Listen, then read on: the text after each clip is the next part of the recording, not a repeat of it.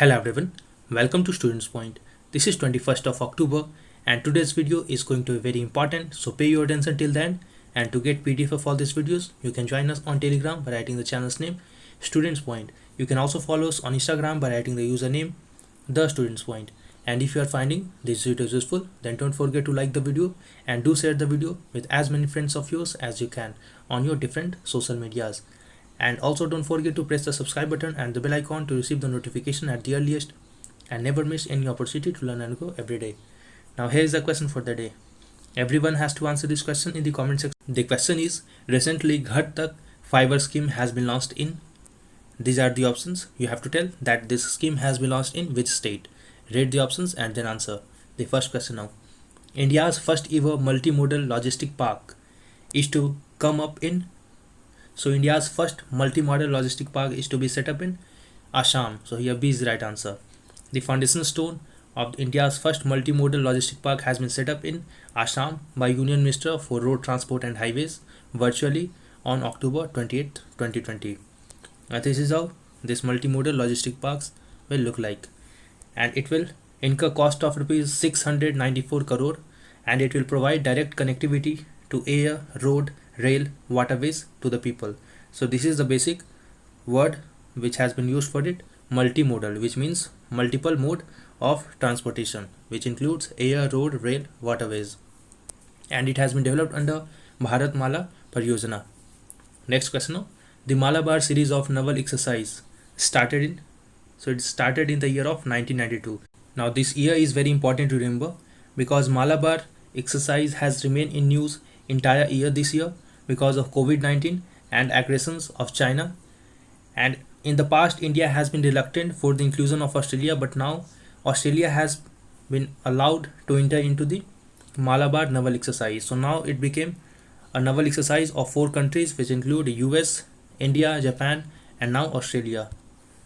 And Malabar series of naval exercise started way back in 1992 as a bilateral Indian Navy and US Navy exercise. Later on in 2015, Japan joined this exercise and this annual exercise has been conducted off the coast of Guam in Philippine Sea in 2018, while in 2019 it was conducted off the coast of Japan, and this year it is expected that it will be conducted in Bay of Bengal and in Arabian Sea. Why news?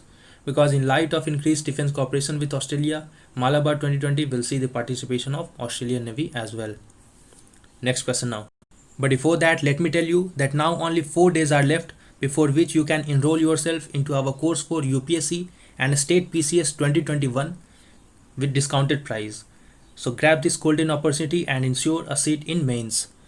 The price has been reduced till 25th of October to 1849. After that, the price will back to 2499.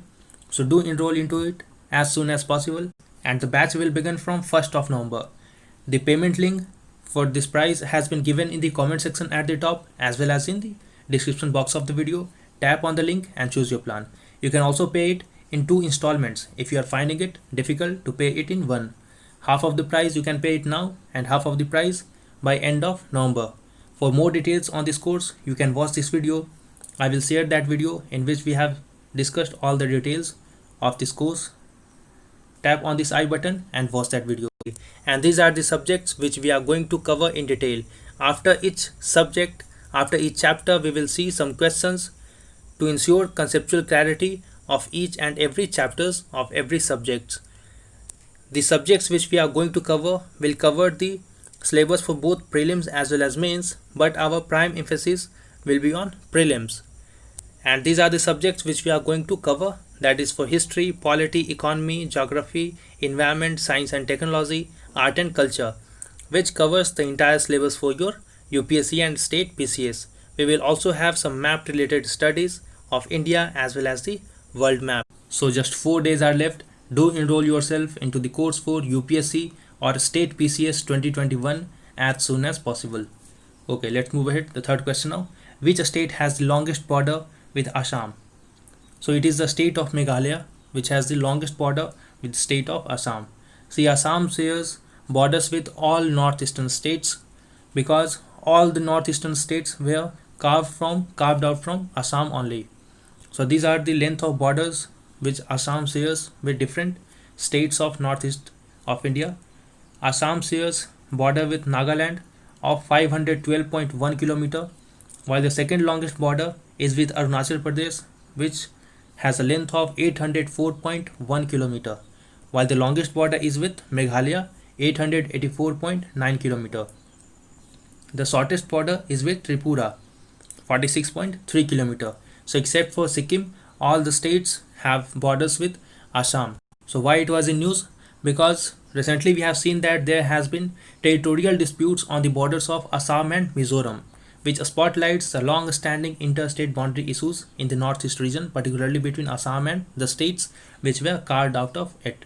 So today I will make a separate video on this issue, as this issue is important.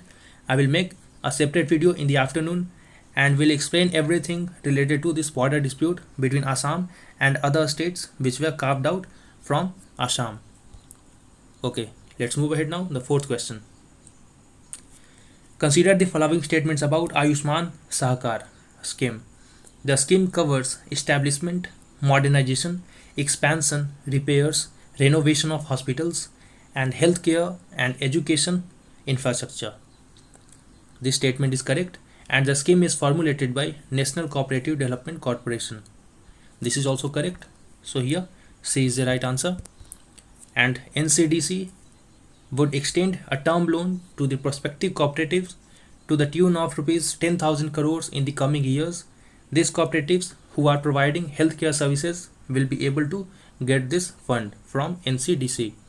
And there are about 52 hospitals across the country which are run by cooperatives. And the NCDC fund would give a boost to provisions of healthcare services by cooperatives. And any cooperative society with suitable provisions in its bylaws to undertake healthcare related activities would be able to get access to this NCDC fund. NCDC assistance will flow either through state government or UT administration or even directly to the eligible cooperatives. Now this statement I have marked it because this statement is very important, that this fund can be given either directly or via state government or UT administrations. Why news? Because it has been recently launched by Union Minister for Agriculture. Next question now. India is currently blank largest startup ecosystem in the world.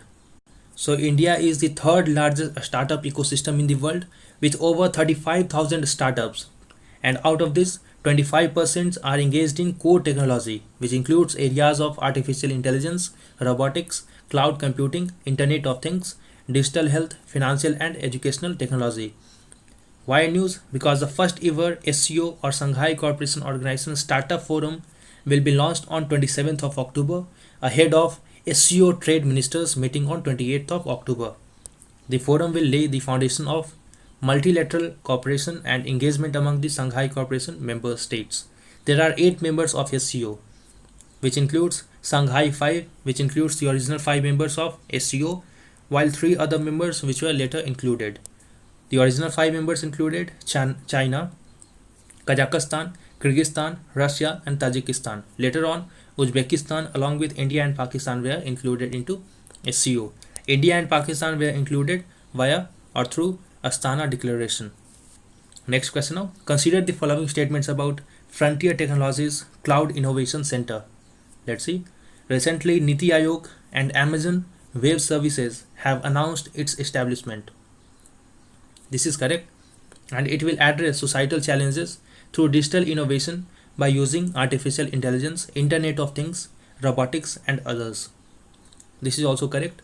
So basically it is a collaboration of Niti Aayog and Amazon Web Services. It will use several technologies, modern technologies like artificial intelligence, Internet of Things, robotics along with other technologies to solve the most pressing societal problems. So here again C is the right answer. The Frontier Technology CIC will identify and prioritize projects as well as collaborate with local leaders to solve the problems, and it is aligned to the vision of Atmanirbhar Bharat mission and Atal Innovation Mission. Next question now, very important again. Kaleswaram lift irrigation project is being constructed in, so it is being constructed in the state of Telangana. So here A is the right answer. The project is being constructed on the meeting point of river Godavari and river Pranhita. Earlier this project was called as Pranhita Chevala project. Why news now? because recently NGT has stated that environmental clearance granted to Kalavesuram lift irrigation project in Telangana is in violation of legal requirement. And if you have found the video useful till now, do like the video and do share the video with as many friends of yours as you can. Next question now.